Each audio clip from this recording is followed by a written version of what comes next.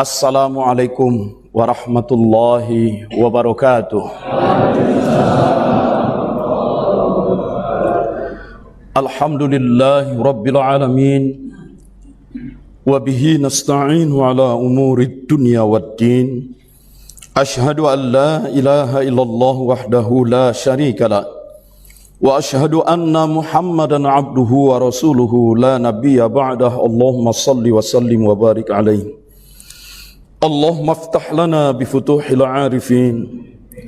Allahumma aftah lana bifutuhil arifin. Allahumma aftah lana bifutuhil arifin. Walhamdulillahi rabbil alamin. Hadirin hadirat sekalian, hamba-hamba Allah yang mulia, khususnya pengurus LDTKN, pengurus Ibu Bella, pengurus BMT Nasuha, pengurus apalagi GMPS belum ada, tapi MLS sudah ada. Ya. Hidup MLS. Para ikhwan dan akhwat sekalian, hamba-hamba Allah yang mulia, para murid-murid Thariqah Qadiyah Naksabandiyah Pondok Pesantren Suralaya yang kami cintai. Saat ini sedang berlangsung pelatihan pengurus LDTKN Jakarta Barat. Jadi inisiatif mereka, karena pengurus baru dibentuk, minta diberikan pelatihan bagaimana menggerakkan roda organisasi lebih efektif, lebih masif lagi. Mereka minta diberikan pelatihan, dan pelatihan dilakukan di daerah Cisarua. Nah, jadi tadi saya baru datang dari Cisarua. Dan nanti selesai dari sini pun kembali ke sana lagi. Nah, itu kejar-kejaran dengan one way, satu arah mereka. Selesai besok malam, insya Allah. Dan pelatihan itu diikuti juga oleh utusan dari LDTKN Kuningan, Jawa Barat, LDTKN Purbalingga, dan LDTKN Banyumas. Sebab kalau pelatihan seperti ini dianggap cocok untuk pengurus-pengurus baru, itu akan diduplikasikan, dilakukan juga pelatihan itu di berbagai LDTKN lain sampai ke seluruh Indonesia, sehingga roda organisasi LDTKN akan bergerak semakin cepat nanti. Mohon doa ya, ini kerja kita semua. Nah, pada kesempatan ini ada satu file yang sudah terbuka di laptop saya, dan ya mungkin memang harus disampaikan di sini juga, gitu ya. Tentang Yahudi atau yang disebut Bani Israel awalnya itu kan Bani Israel. Nabi Ibrahim alaihissalam ya menikah dengan istri yang kedua, Siti Hajar. Tapi justru dari istri kedua ini malah punya anak duluan. Itu ya. Namanya Ismail. Dibawalah Siti Hajar dan Ismail dari lembah Bakka. Bakka artinya bukaun, tangisan atau duka cita. Karena itu terletak di daerah Hijaz. Jadi Jazirah Arab itu semenanjung Arab secara geografis terbagi tiga. Jazirah Arab itu sebelah barat ini bergunung-gunung batu. Jadi kalau kita naik pesawat terbang mau mendarat ke Madinah, pesawat sudah terbang rendah, kita di dekat jendela itu bisa lihat itu gunung-gunung batu dengan pucuk-pucuknya yang lancip-lancip, dan itu batu karang. Hitam-hitam, ngeri kita lihatnya. Kalau pesawat jatuh di situ nggak ada ampun deh itu. Itu batu semua. Ya. Ini Hijaz. Maka kan sering dengar ulama-ulama Hijaz. Nah, itu ulama di daerah yang banyak bermukim dan menuntut ilmu di Mekah, Madinah, Hijaz. Di sebelah barat, sebelah timurnya itu namanya Najd, An-Najdi. Di sini boleh dibilang tidak ada gunung-gunung. Ini hamparan gurun pasir yang kering kerontang. Tapi justru kaya dengan minyak. Kalau di sini tidak dijumpai minyak. Maka sering saya bimbing jamaah haji atau umroh, dalam perjalanan Makkah Madinah, naik bus, melintasi gurun pasir, kok nggak ada tempat-tempat pemboran minyak. Minyak itu adanya di Najd. Dan negara-negara di sekitar teluk ini, ya, teluk Arab, itu yang kaya dengan minyak. Tapi ini gurun pasir. Lalu sebelah selatan, itu yang namanya Yaman. Nah, Yaman ini justru banyak subur. Banyak subur. Banyak punya hutan. Banyak pohon-pohon. Ya. Sebagian gurun pasir, tapi sebagian sebelah selatannya. Tapi aneh, Yaman sebelah selatan ini waktu jadi negara dulu disebutnya justru Yaman Utara, tapi letaknya sebelah selatan gitu. Malah dinamai Yaman Utara. Nah, ini yang ada San'a, yang disebut ada Hadramaut. Nah, karena subur, banyak hutan-hutan, banyak pepohonan, banyak bunga, berarti banyak lebah. Karena banyak lebah, lalu banyak madu. Sehingga kalau kita lagi umrah atau haji di Mekah Madinah, ditawari, ayo madu Yaman katanya. Madu Yaman berarti banyak lebah, banyak bunga, banyak pepohonan. Saya bilang saya cari madu Mekah, itu. Dia bilang nggak ada, adanya Yaman.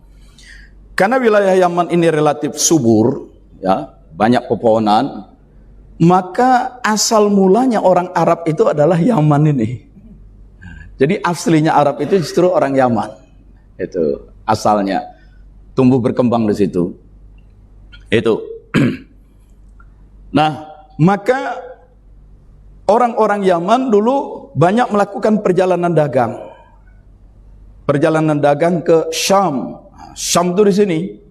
Syam itu yang sekarang terdiri dari Palestina, Jordania, Lebanon, Syria atau Suriah, itu Syam. Nah, jadi orang Yaman ke negeri Syam, orang Syam ke Yaman, melintasi jalan-jalan gang-gang sempit di antara bukit-bukit batu, itu. Dan seringkali dalam perjalanan lewat di gang-gang sempit di antara bukit-bukit batu itu ada batu longsor, jatuh, kena ketiban, mati. Sehingga ada disebut dalam hadis, di antara orang yang melakukan kena longsoran batu itu mati disebut mati syahid, itu ya. Nah, saya jumpai itu jalan di antara gang-gang gunung batu itu, ngeri juga memang kalau ada batu jatuh. Nah, ya sebesar sekepelan, kalau dari ketinggian 20 meter kan lumayan kepala itu. Itu. Nah, aslinya Arab orang Yaman, di situ ada kota Hadramaut, maka orang-orang Yaman itu disebut juga Hadrami. Nah, orang Arab asli Yaman, orang Hadrami ini bangsa pengembara. Nah, dia menyelusuri pantai, itu sampai dia ke India Barat, sampai melintasi gurun Gobi, tembus ke daerah Cina. Nah, itu orang-orang Hadrami, termasuk ke Malaysia sampai Nusantara ini. Jadi kalau sesama orang Arab ketemu, entah Hadrami, katanya, itu, kamu dari keturunan Hadramaut, iya, itu. Terus sampai juga ke selatan, ke Afrika Selatan, ke Zanzibar, ke Madagaskar, itu aslinya Arab. Nah, dalam perjalanan ke Syam, ke utara ini, bisa saja mereka karena tersesat, atau karena terhantam badai, kadang datang badai pasir, musim panas yang begitu mengerikan. Atau juga hujan lebat yang sangat deras. Hujan di sana sangat jarang datangnya. Tapi sekali datang hujan, itu lebat sekali. Ya. Hujan yang mengenai bukit-bukit batu itu, saking derasnya, dan air hujan tidak terserap, tidak tertahan oleh akar-akar pohon, maka air itu meluncur dengan deras. Nah, sehingga kalau ada bebatuan dibawa sekalian. Nah, itu. Ya. Jadi, saya pernah menyaksikan dari sebuah hotel di jendela, turun hujan lebat di halaman Masjidil Haram itu. Begitu tertiup angin, orang itu bisa terjatuh dan kemudian tertiup angin, terbawa. Itu. Memang karena lantai plasanya itu marmer gitu ya, dia begitu terjatuh ya licin gitu. Tertiup angin dia terbawa, terhanyut gitu. Itu keras sekali. Maka jangan heran ada hadis di antara Rasulullah menyuruh sholat itu di jamak antara lain pada saat turun hujan. Nah, itu. Jadi jamak bukan karena melakukan perjalanan saja. Tidak melakukan perjalanan pun kalau turun hujan jamak. Nabi perintahkan orang berteriak kepada tetangganya, tetangganya teriak lagi kepada tetangga, jangan ada yang ke masjid. Jangan ada yang ke masjid, hujan sedang turun. Nanti kalau sudah reda baru ke masjid jamak. Itu bagi yang nggak ngerti, begitu hujan di Indonesia kan hujan boleh kita jamak, hujan lo di sini beda sama hujan di sana. Itu ya, di sana sekali hujan orang itu bisa jatuh terpelanting, begitu beda curahnya. Jadi jangan gampang jamak sini ya. Makan aja kagak mau dijamak. Itu nah, itu nah, dan karena perjalanan tersesat atau terhantam badai sehingga terjadi keterlambatan, kehabisan bekal, akhirnya mereka kelaparan, mati di lembah Bakka. Di lembah itu mereka mati, karena mati menimbulkan kesedihan, duka cita. Maka lembah itu disebut lembah Bakka, lembah duka cita. Karena banyak kasus kematian di situ. Karena orang nyasar, orang kehabisan bekal, orang hantam badai. Bakka bukaun. Nah, maka Nabi Ibrahim atas petunjuk Allah memang membawa istrinya dan Ismail ke lembah Bakka, lalu ditinggal balik lagi ke Kanaan. Nah, tinggal balik setelah kira-kira 16 tahun oleh Allah disuruh tengokin lagi, maka Nabi Ibrahim kembali lagi ke Siti Hajar. Wah, jangan-jangan anak saya udah mati nih, istri saya udah mati, tinggal tulang tengkorak yang saya temui. Ternyata tidak, dengan pertolongan Allah sudah muncul sumur Zam-Zam. Saya nggak perlu lebih detail ceritanya. Maka Ismail sudah tumbuh jadi pemuda, senanglah Ibrahim jumpa anak laki-laki yang sangat dia ingin-inginkan. Sudah lebih dari 80 tahun baru bisa punya anak namanya Ismail. Itulah hebatnya lelaki itu, lebih dari 80 masih bisa punya anak. Itu ya. Itu. Maka hati-hati sama lelaki. Itu. Nah, tapi lagi sedang cintanya, sedang kangennya dengan anak yang lama tidak dijumpai, turun perintah, sembelih anakmu.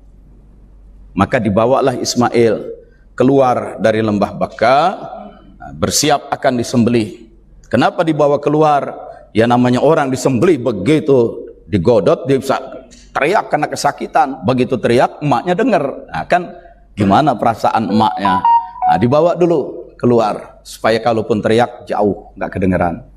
Ringkas cerita, nah, begitu akan disembelih diganti dengan kambing jantan kibas.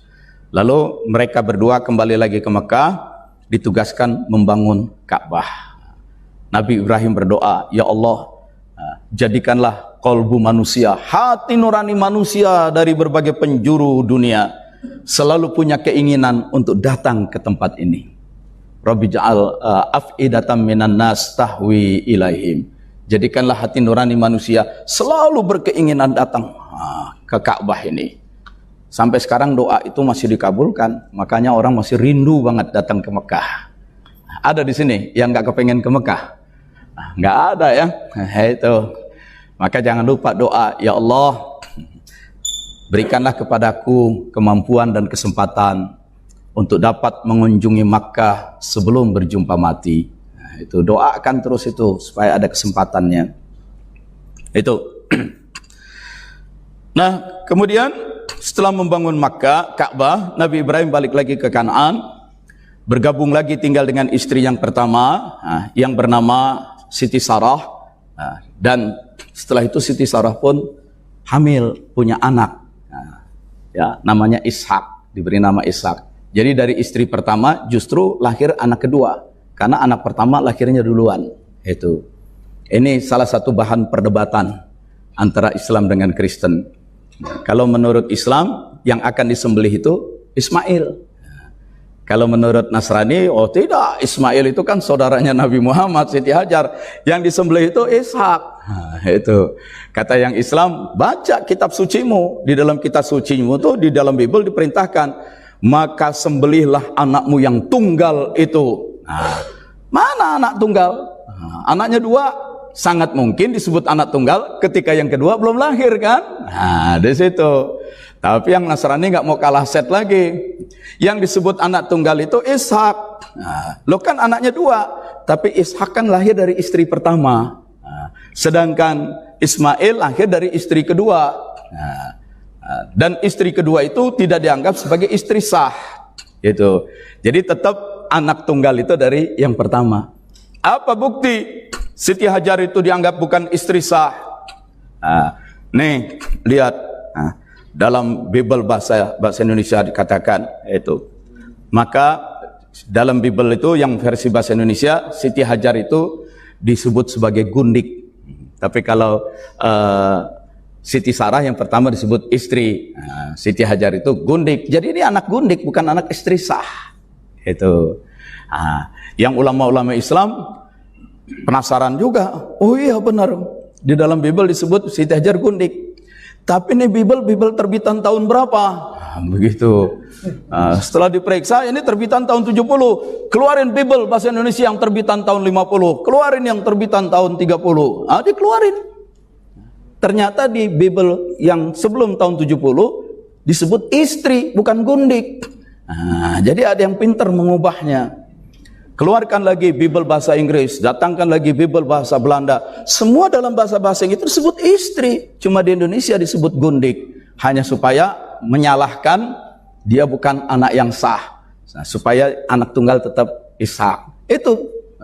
Saya ikuti perdebatan-perdebatan itu. Karena sejak tahun-tahun 74-75 sudah belajar Kristologi. Sudah sering menghadiri perdebatan antara Islam dan Kristen itu. Begitu. Tapi kalau kata Gus Dur, orang Islam, orang Kristen ribut. Siapa yang disembelih? Ismail atau Ishak? Padahal yang disembelih kambing, katanya. Bukan dua-duanya. Gitu. Kenapa masih diributin? Siapa yang disembelih? Ismail atau Ishak? Padahal yang disembelih kambing kan ujung-ujungnya. Nggak jadi dua-duanya disembelih. Gus Dur dilawan. Itu aja kok repot-repot, katanya. Nah, dari Ishak inilah lahir keturunan yang bernama Yakub. Yakub itu disebut juga nama lainnya adalah Israel. Jadi Anda jangan suka maki-maki Israel, karena Israel itu Yakub.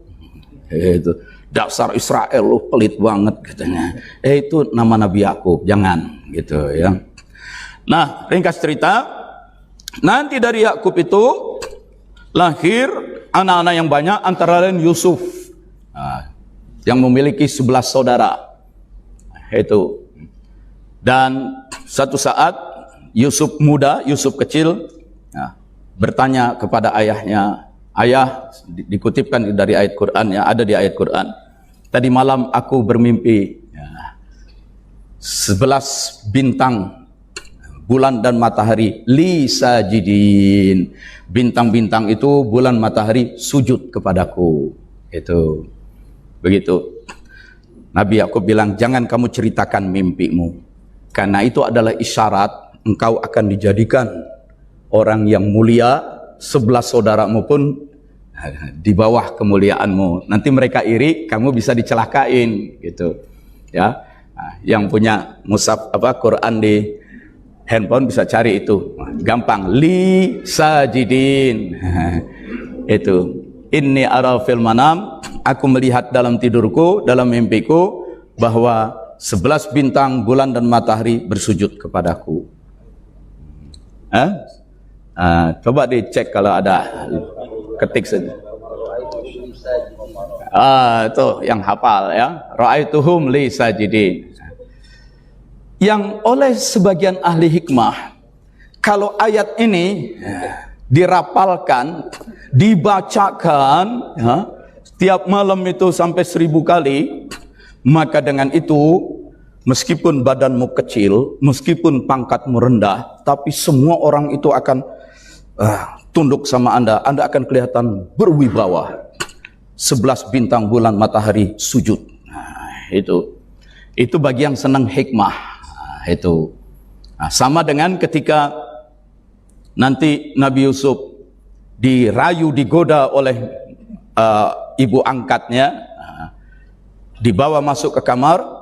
Allah jelaskan saat itu si perempuan itu sudah sangat ingin kepada Yusuf. Yusuf sebagai manusia biasa pun sudah ada keinginan.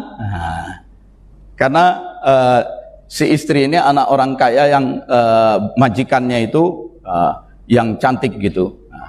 Walaqad hammat bihi wa hamma biha. Sungguh si perempuan sudah kepengen sama si Yusuf, Yusuf pun sudah kepengen terhadap si perempuan.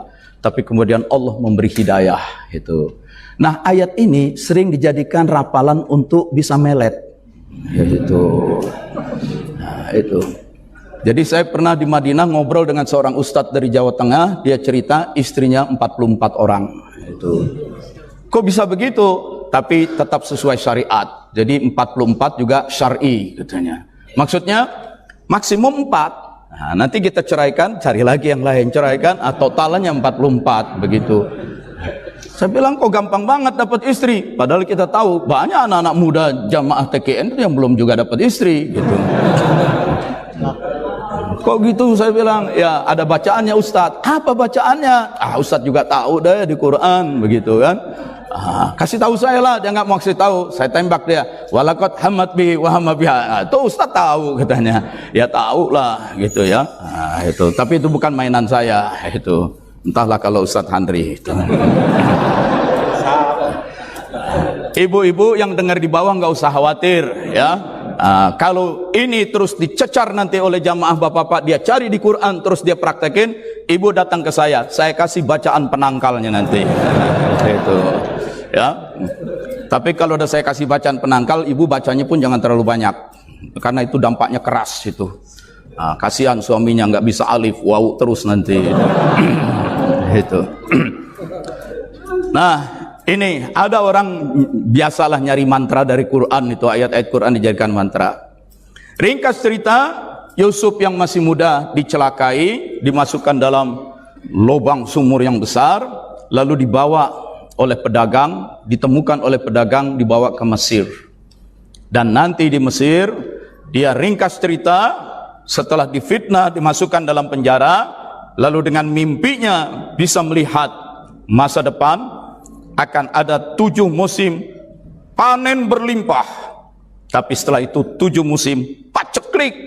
Karena itu kita harus berhemat-hemat dengan hasil-hasil panen ini. Karena dianggap dia yang paling tahu, beliau paling tahu tentang resiko masa depan. Maka begitu panen oleh raja diangkat, dia yang menjadi petugas gudang. Kerajaan punya gudang, hasil panen masukkan dan boleh diambil untuk makan para penduduk, sedikit-sedikit dihemat. Bersiap setelah ini akan ada 7 musim paceklik. Ya, kalau bahasa sekarang, Nabi Yusuf menjadi kepala bulog. Nah, itu urusan logistik.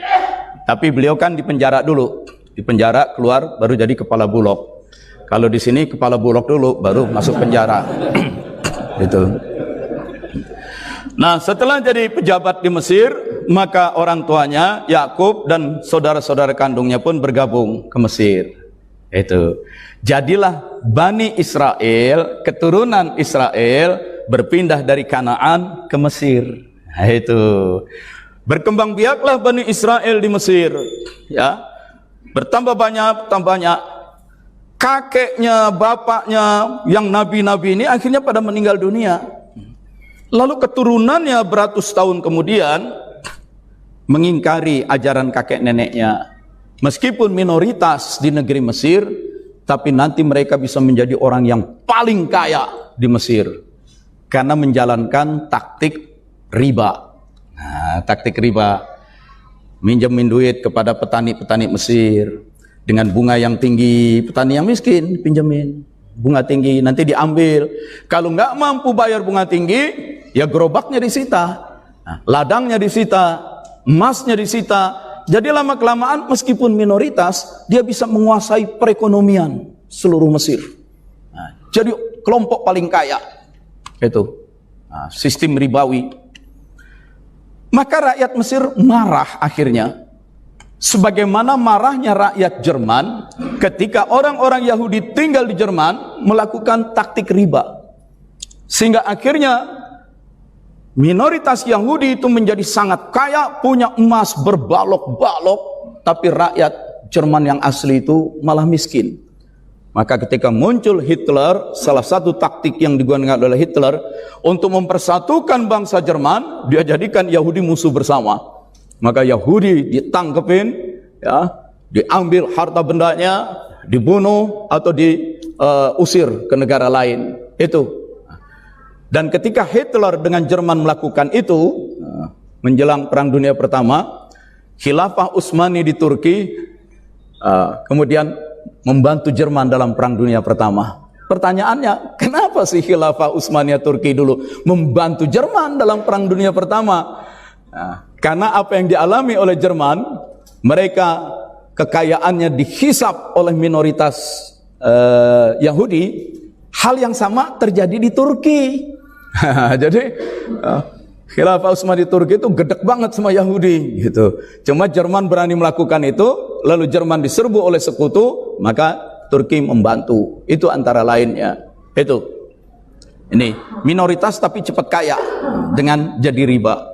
Nah, lalu terjadi revolusi, rakyat Mesir ngamuk, revolusi. Nah, jumlah mereka penduduk asli banyak, ya karena ngamuk akhirnya menang, berbalik keadaan. Yahudi itu dijadikan budak-budak, dirampas hartanya, mereka dijadikan budak. Jadi bangsa tertindas di Mesir. Nah, karena sudah jadi bangsa tertindas, lalu Allah utus kepada Bani Israel itu. Nah, antara lain Nabi Musa itu. Jadi diutusnya kepada Bani Israel, tidak kepada seluruh rakyat Mesir. Bagaimana Bani Israel yang diperbudak oleh raja Mesir yang sangat tiranik, yang disebut Fir'aun itu, Farao, Nabi Musa ajarkan ajaran tauhid, dan dibimbing oleh Nabi Musa. Maka Bani Israel kemudian diusir oleh Fir'aun, lari meninggalkan Mesir, lari meninggalkan Mesir untuk menuju Kanaan yang sempat menyeberangi laut yang terbelah itu. Setelah menyeberangi laut terbelah, Fir'aun dan pasukannya terlambat menyeberangi dasar laut, laut keburu menyatu kembali, tenggelam. Maka Nabi Musa dan Bani Israel selamat di seberang, di daerah Sinai. Tapi belum selesai tugas, karena dari Sinai itu mereka harus menuju tanah yang kata Allah, kalau kamu sungguh beriman kepada Allah, menegakkan tauhid, kamu akan terbebas dari kekejaman Fir'aun, kamu akan pergi ke tanah yang dijanjikan, yang tanah itu tanah subur, kamu bisa membangun peradaban baru. Nah, tanah yang dijanjikan itu masih jauh dari Sinai, perjalanan masih berat, dan Sinai itu dan tanah yang dijanjikan itu sedang dalam kekuasaan seorang raja juga, yang ganas juga. Jadi kalian harus berjuang merebutnya. Nah, perjalanan jauh panjang dan harus berjuang, itu harus dipersiapkan mental yang kuat dari Bani Israel. Nah, dites dulu, betul nggak nih tauhid sudah mantap, iman hanya kepada Allah saja, atau jangan-jangan nanti masih menyembah berhala lagi.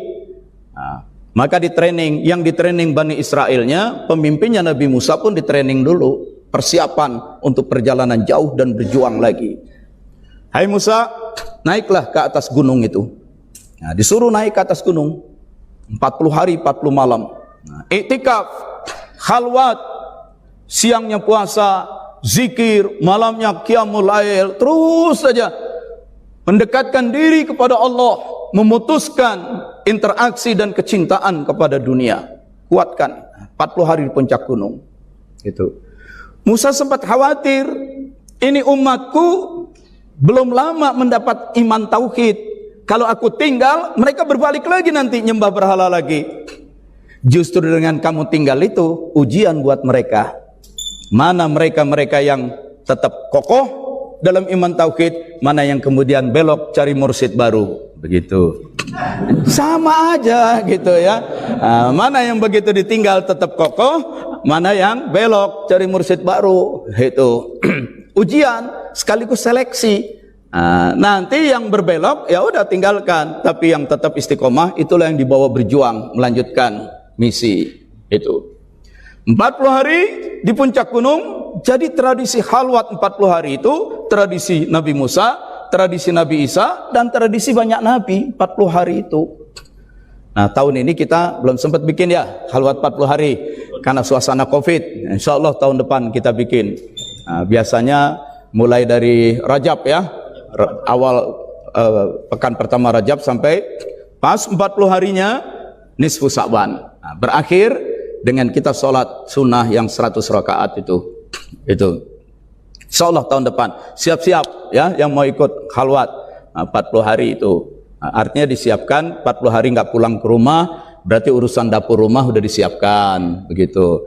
Urusan pekerjaan berarti dari jauh-jauh hari sudah diatur untuk mengambil cuti ya. Berarti nanti cuti lebarannya nggak ada karena udah diambil buat cuti khalwat gitu. Sekali-sekali lah nggak mudik gitu nanti. Turun dari khalwat, betul sebagian sudah menyembah patung lembu, patung sapi. Nah, itu ya. Maka selanjutnya yang istiqomah dibawa masuklah ke Yerusalem berperang melawan Talut. Nah, maka berdirilah di sana kerajaan baru. Nah, kerajaan itu, tapi Nabi Musa sudah meninggal di tengah jalan di daerah Madaba. Nah, saya pernah kunjungi itu makamnya di daerah Madaba. Perjuangan masuk merebut kota itu dipimpin oleh Nabi Daud. Itu David, Daud. Maka kemudian berdirilah kerajaan baru yang oleh negara Israel sekarang Nabi Daud itu dianggap sebagai tokoh dia, David, ya, King David. Nah, setelah menjadi kerajaan baru, ringkas cerita dari Nabi Daud ke Nabi Sulaiman. Dan akhirnya kerajaan itu pecah dua lagi. Nah, kerajaan pecah dua. Ada kerajaan Israel, ada kerajaan Judah atau Yehuda. Nah, asal mula Yahudi itu dari sini. Itu. Ya, jadi Yahudi itu baru muncul belakangan. Nah, yang sebelumnya itu Bani Israel. Nah, dari Bani Israel nanti pecah menjadi kerajaan Israel dan kerajaan Judah, pecah dua. Saat itulah datang Kaisar Romawi yang terkenal, ya, pasukannya datang masuk menjajah, ya, terutama yang dipimpin oleh Alexander. Alexander bahasa Arabnya Iskandar. Itu. Nah, ini Iskandar dari Makedonia, dia pimpin pasukan masuk ke wilayah Turki, satu demi satu kota-kota ditaklukkan, dia taklukkan Israel dan Juda, masuk ke Mesir. Dan di pantai Mesir itu dia bikin kota karena sangat indah pantainya itu, kota Alexandria. Itu ada rombongan TKN pernah ke sana itu. Nah, nanti akan ada lagi setelah Covid ini reda, akan kita bikin lagi ya, rombongan Rihlah Sufiyah, ya, sophistic traveling. Itu sampai ke Mesir. Waktu itu pas sampai Mesir, mahasiswa Indonesia yang sedang belajar di Mesir, di Al-Azhar minta, oh ini ada rombongan TKN. Mereka minta talqin zikir. Begitu minta talqin zikir ratusan, mereka langsung bikin LDTKN Mesir. Itu jadi berdirinya LDTKN Mesir itu saat ada rombongan piknik traveling dari TKN Rawamangun di sini, berangkat ke sana bikin. Lalu balik lagi, Alexander memimpin pasukan sampai memasuki yang sekarang disebut wilayah Irak dan Iran, ya, termasuk daerah Kazakhstan, itu mereka masuki, lalu balik ke daerah Babylon. Dan kemudian dia meninggal dunia dalam usia 33 tahun. Jadi 33 tahun itu menaklukkan wilayah yang sangat luas. Yang saya hitung-hitung sekarang itu wilayahnya Alexander yang hijau ini sekarang itu menjadi lebih dari 11 negara. Itu. Jadi ada yang umur 33 tahun, kekuasaannya sampai 11 negara. Ada yang kerja 33 tahun, kepala bagian terus nggak naik-naik. Ya, masing-masing nasib beda-beda ya. Dia bilang ya mending lah daripada 33 tahun jomblo terus katanya. Itu oke. Nasib setiap orang beda-beda. Setelah dijajah, di bawah kekuasaan Romawi menempatkan seorang gubernur jenderal di wilayah itu. Lama-kelamaan gubernur jenderal itu heran, gubernur Romawi itu. Ini di daerah Palestina ini, yang saya taklukkan, yang memang sudah menjadi kerajaan ya, Judah dan Israel itu, kenapa setoran pajak makin hari makin berkurang? Nah, kenapa setoran pajak makin hari makin berkurang? Terutama dari orang-orang Palestina. Setoran pajaknya kok makin berkurang? Saya kan harus nyetor ke pusat. Itu diselidiki. Ternyata bangsa Palestina itu banyak yang jatuh bangkrut, miskin. Tadinya mereka petani olive, ya petani jeruk dan petani banyaklah, subur kok daerahnya. Kenapa pada bangkrut? Rupanya oleh orang-orang Yahudi yang datang, mereka dimakanin dengan riba lagi. Pinjemin duit, nggak bisa bayar bunganya, ya. Pada bikin pinjol itu orang Yahudi. Nah, ngerampoknya begitu, pada bikin pinjol itu. Jadi orang-orang Palestina itu hanya pada bangkrut, petani-petaninya nggak bisa store itu. Dan orang Romawi marah dengan kelakuan orang Yahudi, maka orang Yahudi ini pun diusir. Nah, itu yang disebut masa diaspora. Begitu diusir, mereka mencar keluar, lari dari Palestina karena dimusuhi oleh pemerintah Romawi itu. Ada yang lari ke Ethiopia. Nah, nih, maka kalau akhirnya kawin dengan orang-orang Ethiopia itu rasnya ya negro, kulit hitam. Makanya kalau kita ke negara Israel ada orang-orang Yahudi yang kulit hitam juga. Itu ya, masuk ke Armenia, Armenia sini ya, masuk ke Iran. Iran itu banyak Yahudi sampai sekarang. Itu juga sebagian masuk ke Arab. Itu ya. Di antara pelarian besar-besaran nanti ada dari mereka yang lari ke Spanyol. Tapi saat itu Spanyol dan Portugal itu sedang di bawah kekuasaan dinasti Umayyah. Ya, nanti orang-orang Yahudi yang lari ke Spanyol itu, ketika nanti dinasti Umayyah berkembang, maka orang-orang Yahudi yang Allah berikan karunia kepintaran oleh dinasti Umayyah dijadikan pejabat-pejabat khilafah. Itu. Sebagian lagi lari ke wilayah Yunani sampai ke Jerman, terutama Jerman Timur, sampai ke Rusia. Itu. Jadi Rusia itu juga banyak Yahudi. Ukraina itu banyak Yahudi, ya. Kemudian Austria banyak Yahudi. Austria, ya, Jerman, Rusia itu banyak Yahudinya. Nah, ketika nanti Raja Spanyol dengan seorang pangeran Spanyol dengan seorang putri Portugal itu kawin, berbesanan nih dua kerajaan, atau saya terbalik kali, yang rajanya Portugal. Nah, itu pokoknya berbesanan lah. Ketika mereka berbesanan, mereka Islam waktu itu sudah terdorong keluar. Mereka lihat negara mereka, Spanyol dan Portugal itu banyak bangkrut, miskin juga rakyatnya. Selidik punya selidik, kerjaan Yahudi lagi. Itu. Nah, maka Katolik Portugal dan Spanyol marah, mereka lakukan inkuisisi. Mereka rampas harta dari Yahudi, mereka bunuh orang Yahudi atau disuruh lari keluar. Nah, banyak di antara mereka pun nanti lari keluar, larinya ke Turki. Itu. Turki waktu itu sedang di bawah kekuasaan Turki Utsmani, dan sebagian lagi lari ke wilayah Eropa Timur. Belakangan ditemukan benua Amerika. Begitu ditemukan benua Amerika, maka kemudian ada orang-orang Yahudi dari Spanyol dan Portugal masuk ke Amerika. Masuk ke Amerika. Lama-kelamaan mereka jadi makmur lagi di Amerika, dan mulailah Yahudi di Eropa Timur ini dimusuhi. Dimusuhi, maka terjadi pergolakan. Orang-orang Yahudi di Amerika itu meminta supaya Presiden Amerika menolong orang-orang Yahudi yang ada di Eropa Timur. Maka Yahudi dari Inggris, Yahudi dari Eropa Timur itu pun besar-besaran masuk ke Amerika. Dan masuknya mereka ke Amerika dalam jumlah besar belum lama, baru 100 tahun. Dalam jumlah besar.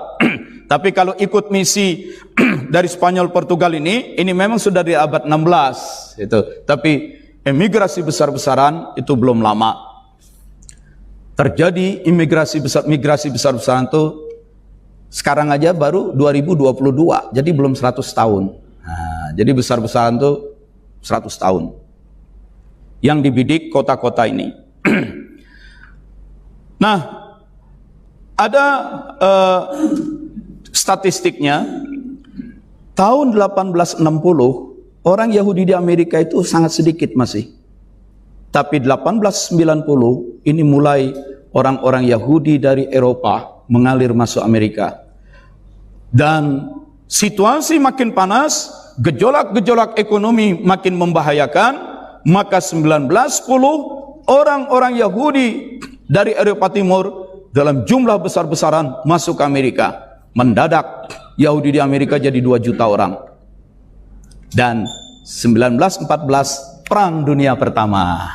Jadi mereka udah tahu bakal situasi ekonomi politik makin gawat, mereka kabur duluan. Dan gak lama kemudian Perang Dunia Pertama. Itu. Kemudian 1940 migrasi lagi besar-besaran. Yahudi di Amerika mendadak jadi 4 juta. Dan 1942 mulai Perang Dunia Kedua. Nah, jadi mereka ikuti perkembangan tuh. Ketika situasi mulai gawat, ekonomi mulai makin timpang, politik makin panas, mereka kabur. Nah, Perang Dunia Pertama, Perang Dunia Kedua, itu. Nah, dan nanti 1970 mulai krisis minyak. Nah, itu. Nah, mereka pun lari lagi ke Amerika lagi, mendadak jadi 5 juta orang. Dan 1973 terjadi perang antara Israel dengan Mesir. Nah, ketika Israel didukung oleh Eropa, oleh Amerika, berperang dengan Mesir, maka Saudi waktu itu menyatakan stop jualan minyak kepada Barat. Nah, maka harga minyak melonjak tinggi, sehingga waktu itu banyak pejabat-pejabat di Eropa terpaksa ke kantor pun naik sepeda. Karena bensin harganya sangat tinggi. Jadi menjelang krisis ekonomi, krisis politik, dia udah tahu hidungnya udah tajam nih. Udah kabur duluan. Itu ya. Oke. Bisa lihat kan?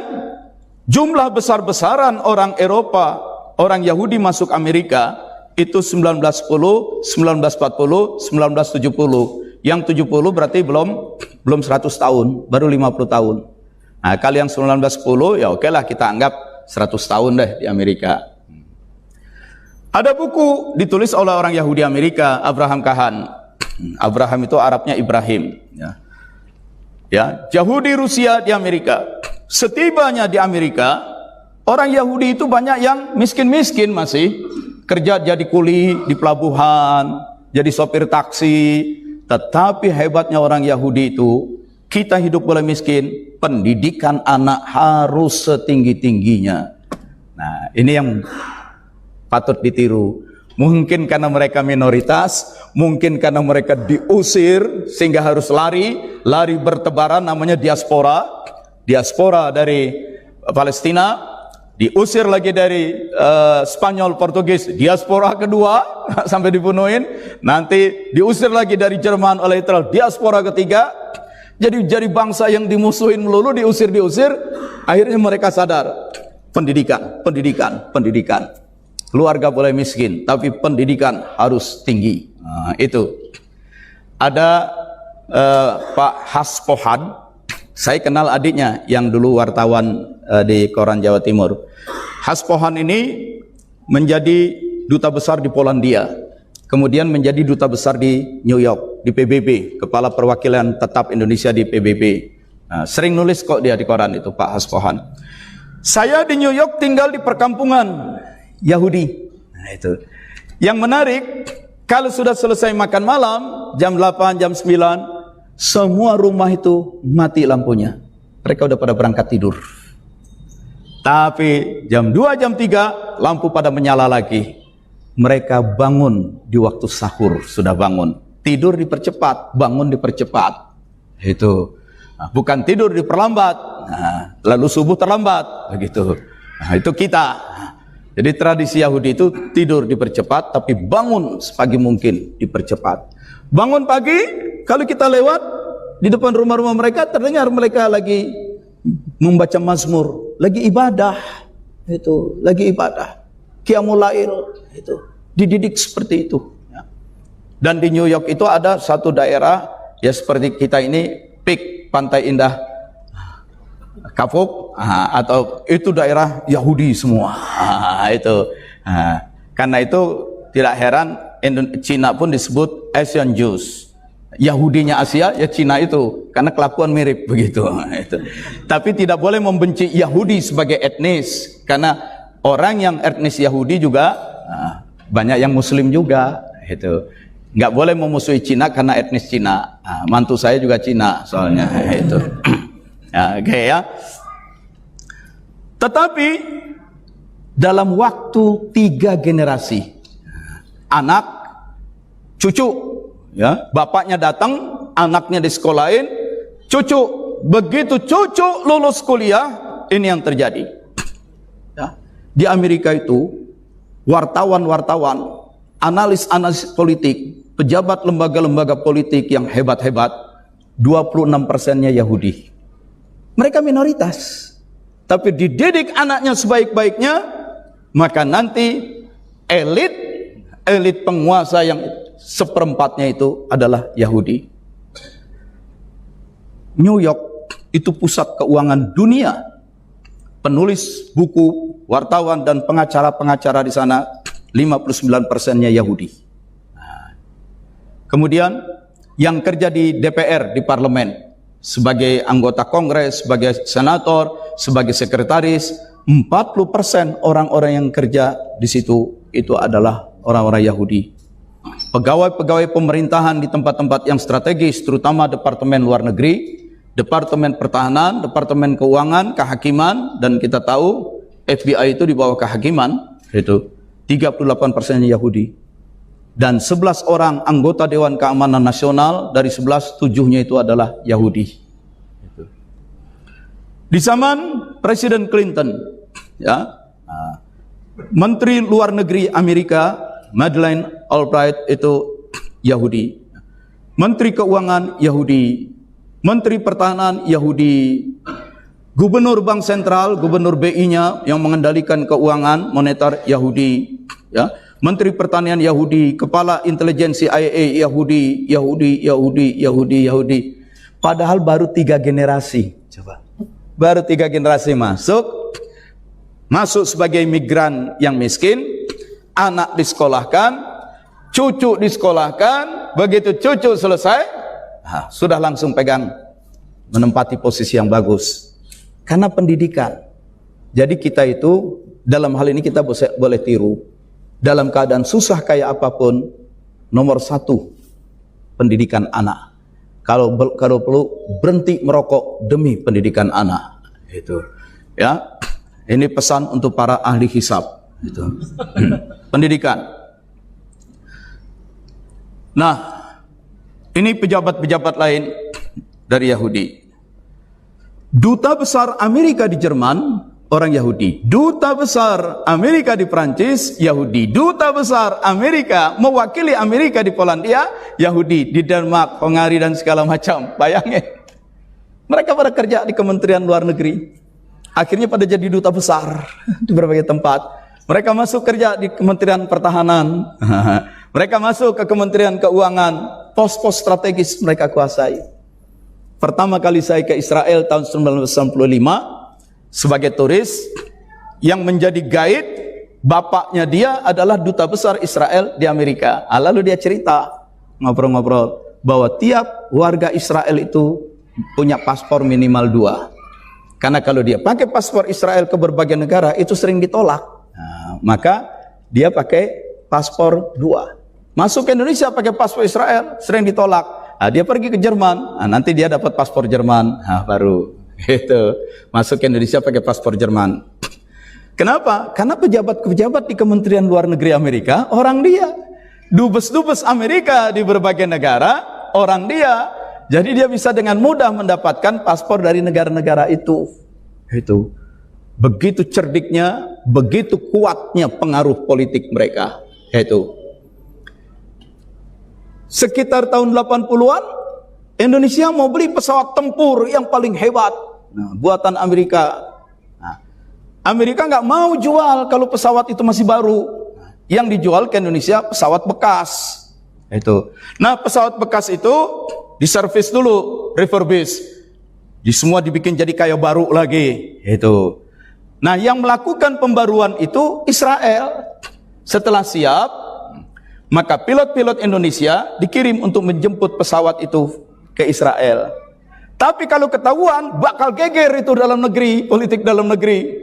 Kita nggak punya hubungan diplomatik dengan Israel, kok beli pesawatnya dari Israel, mengirim perwira-perwira TNI AU ke Israel. Nah, maka perwira-perwira TNI AU yang pilot-pilot itu diberangkatkan dari Indonesia ke Jerman. Di Jerman ada pangkalan militer Amerika. Nah, itu besar itu pangkalan militernya. Nah, karena waktu itu masih ada terpisah Jerman Barat dan Jerman Timur. Jadi perang dingin masih cukup kuat menghadapi komunis. Begitu perwira-perwira kita sampai di lapangan terbang pangkalan militer Amerika yang ada di Jerman, semua pakaiannya disuruh buka, dikasih seragam baru yang ukurannya udah cocok. Nah, semua pakaian dinas mereka, seragam TNI AU dimasukin tas, dan semua barang-barang tas mereka disita. Paspor mereka juga disita. Tapi mereka sudah pakai seragam pilot. Seragam pilot, dikasih tanda pangkat entah apalah, naikkan pesawat, terbang ke Israel. Jadi masuk ke Israel, tidak bawa paspor Indonesia, nggak bawa KTP Indonesia, baju dari Indonesia aja nggak dibawa, disita itu di Jerman.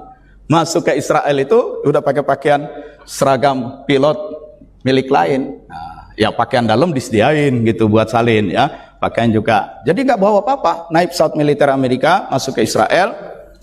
Di pangkalan TNI AU Israel mereka dilatih bagaimana cara menerbangkan pesawat itu. Itu. Memang ketika dari Indonesia sebelum terbang, jenderalnya bilang kamu akan terbang ke satu negara dan ini misi rahasia. Tidak boleh ada siapapun tahu kamu itu dari Indonesia. Maka nanti sampai di satu daerah semua dokumen Indonesia, ciri Indonesia kamu itu kamu bakal disita. Kamu masuk ke satu wilayah bukan siapa-siapa, bukan apa-apa, hanya pakai seragam pilot, dikasih nomor saja, kasih nomor, nama pun hilang. Dan kalau sampai ketahuan oleh wartawan manapun, muncul di media, ini ada orang Indonesia, maka pemerintah Indonesia akan katakan tidak benar itu. Kamu tidak akan bisa pulang ke Indonesia, kamu tidak lagi diakui. Biasa misi intelijen kan begitu. Kamu pergi, kalau kamu ketahuan gagal, maka kamu akan disangkal sebagai bagian dari Indonesia. Itu.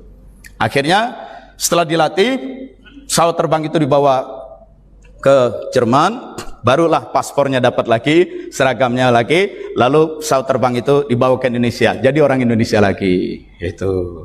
Ya.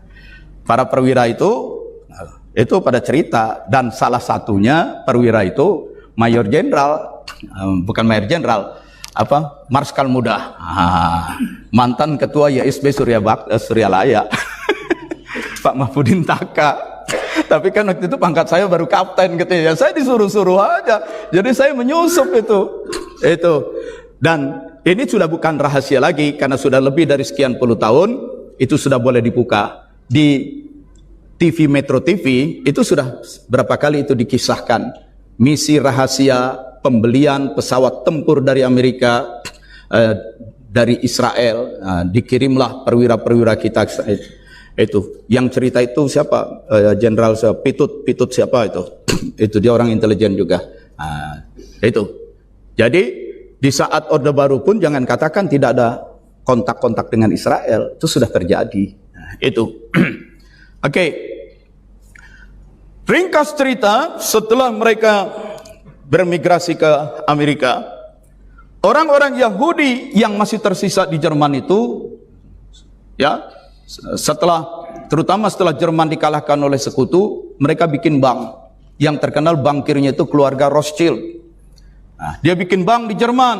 Nah, ya, bank Jerman, tapi sebenarnya milik keluarga Yahudi. Dia pergi ke Inggris, bikin bank, namanya Bank of England, tapi sebenarnya milik keluarga dia.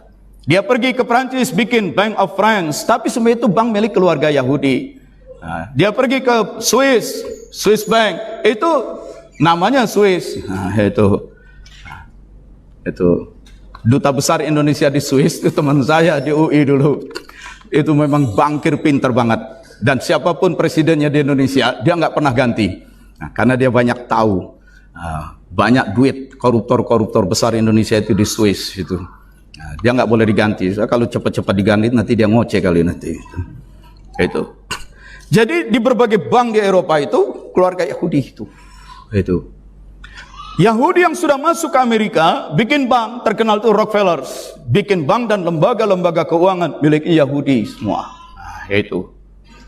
Jadi bank-bank besar itu milik Yahudi. Setelah Perang Dunia Kedua, maka dunia itu ada dunia lama Eropa, ada dunia baru, dunia barat itu Amerika, ada negara-negara yang baru muncul lepas dari penjajahan, disebutnya negara ketiga. The Third World, dunia ketiga. Ini negara dunia ketiga ini miskin-miskin nih, miskin-miskin. Kita harus bantu mereka untuk melakukan pembangunan. Maka bank-bank milik Yahudi itu pun rame-rame patungan bikin bank untuk menolong negara-negara miskin melakukan pembangunan. Itulah yang namanya World Bank. Nah, itu yang namanya IMF. Nah, itulah yang minjemin kredit ke Indonesia, ke negara-negara Afrika. Ini kenyataan. Seluruh kontrol keuangan dunia itu di tangan mereka. Itu. Menjelang Perang Dunia ke-1 saja, waktu itu Perang Dunia itu kan Perang Dunia ke-1 adanya di Eropa. Amerika belum menjadi negara yang kuat betul secara militer. Tapi orang-orang Yahudi meminta, Presiden Amerika, kirim pasukan ke Eropa. Karena teman-teman kami, meskipun nggak disebutkan, teman-teman kami Yahudi di Eropa dalam keadaan terancam. Kamu kirim pasukan, bela di sana. Presiden Amerika menolak. Mengirim pasukan dari Amerika ke Eropa melintasi lautan Atlantik yang begitu luas, harus menggunakan kapal-kapal besar. Kapalnya dari mana? Nah, bikinnya biayanya berapa? Logistiknya, tentaranya gajinya bagaimana? Amunisinya, senjatanya, kita nggak punya dana. Maka para bank-bank Yahudi di Amerika itu patungan bikin bank yang namanya Federal Reserve Bank. Jadi kalau kita punya BI, Bank Indonesia, yang mengontrol semua bank lain di negeri kita, BI itu dikuasai oleh negara. Kalau di Amerika, BI-nya itu dikuasai oleh bank-bank Yahudi. Nah, bagaimana cara supaya Federal Reserve Bank ini punya hak untuk mencetak uang, lalu meminjamkan uangnya kepada pemerintah Amerika untuk kirim pasukan, dan nanti pemerintah harus membayar hutang kepada bank mereka, itu harus lewat undang-undang. Maka diproses di DPR mereka, keluarlah undang-undang. Undang-undang itu lolos karena anggota DPR sudah mereka suap semua, dan mereka duitin semua. Jadi ironis, yang namanya BI-nya Amerika, pemegang sahamnya itu 12, pemegang sahamnya ini adalah lembaga-lembaga keuangan swasta. Jadi swasta gabungan bikin bank, bank minjemin duit kepada negara, negara harus, rakyatnya bayar pajak, di antara pajak nanti harus bayar hutang kepada mereka. Ini yang tidak disangka oleh sebagian orang yang nggak ngerti, bahwa Amerika itu dikuasai oleh swasta. Ya, kok bisa begitu? Sah menurut undang-undang. Kenapa undang-undang kayak begitu bisa muncul? Karena ketika dibahas, anggota DPR-nya itu udah pada disuap semua. Maka lolos undang-undangnya seperti itu. Ya, tapi lolos undang-undangnya dari DPR, kan dia menjadi sah berlaku kalau ditandatangani oleh presiden. Kalau presiden nggak mau tanda tangan, nggak berlaku undang-undang. Presidennya waktu itu Woodrow Wilson terpaksa tanda tangan karena dia ditodongi pistol. Itu. Nah, jadi sekarang rakyat Amerika itu tiap tahun harus bayar pajak kepada IRS, kalau kita Dirjen Pajak, kalau mereka itu Internal Revenue Service. Nah, dari uang itu nanti bayarkan hutang ke sana. Nah, jadi negara itu dikuasai oleh itu. Yahudi itu jadi oligarki. Nah, kita juga keadaan nggak beda sekarang. Itu ya. Maka undang-undang kayak apapun lolos saja semua itu. Termasuk undang-undang mau bikin 3 periode, mau mengundur pemilu, itu kalau nggak rame-rame diteriakin, kalau mahasiswa nggak turun, jadi itu. Dan ini pun belum tentu aman, karena bisa-bisa dalam keadaan diam-diam, tahu-tahu sidang MPR muncul undang-undangnya. Gitu. Loh, anggota DPR kita pada kemana memang? Kalau anggota DPR-nya terlalu vokal, nah, ketua parpolnya ditelepon, itu copot dia dari anggota DPR, ganti dengan orang lain. Kalau nggak mau ganti, ya ketua partainya yang di KPK kan. Ketua partai udah banyak punya kasus kok, tapi didiamin. Nanti kalau ngelawan baru dikasuskan. Tiba-tiba beredar di medsos, ketua partai anu minggu depan akan dipanggil menjadi saksi di KPK. Nah, itu udah isyarat. Panggilan jadi saksi, masuk. Begitu keluar jadi tersangka, pakai rompi oranye. Mau. Kalau nggak mau, pecat itu anggota DPR. Nah, begitu. The power of money. Begitu. Nah, saudara sekalian, ini adalah gambaran realitas, ya. Realitas dunia kayak begini memang. Nah, itu. Tapi ente jangan kemudian jadi sesak perasaan. Jadi dendam, marah, jadi kita nggak bisa ngapa-ngapain. Jangan, ente orang tarekat. La ilaha illallah, la ilaha illallah, ya. Jadi gejala orang-orang Yahudi di Amerika sudah akan menguasai negara, itu sudah terbaca oleh tokoh pendiri Amerika, George Washington. Itu George Washington itu kesannya jelek sekali terhadap orang Yahudi, ya. Orang-orang Yahudi itu nanti akan merampok menguasai negara kita. Ketika jumlah Yahudi di Amerika masih kecil, masih sedikit. Benjamin Franklin juga, ya. Mereka menentang negara kita dari dalam. Mereka hidup berkelompok-kelompok, ya. Try to strangle that country to death financially, as in the case of Spain and Portugal. Nanti Yahudi itu akan menguasai Amerika, disedot keuangannya oleh Yahudi, sebagaimana pernah mereka lakukan terhadap Spanyol dan Portugal di masa lalu. Itu udah terbaca. Itu, ya. Jadi bapak-bapak pendiri Amerika dulu udah lihat tuh kelakuannya. Benjamin Franklin, if you do not exclude them from this United States, kalau kamu tidak menyingkirkan, mengusir orang-orang Yahudi itu dari Amerika, itu dia bilang tahun 1787.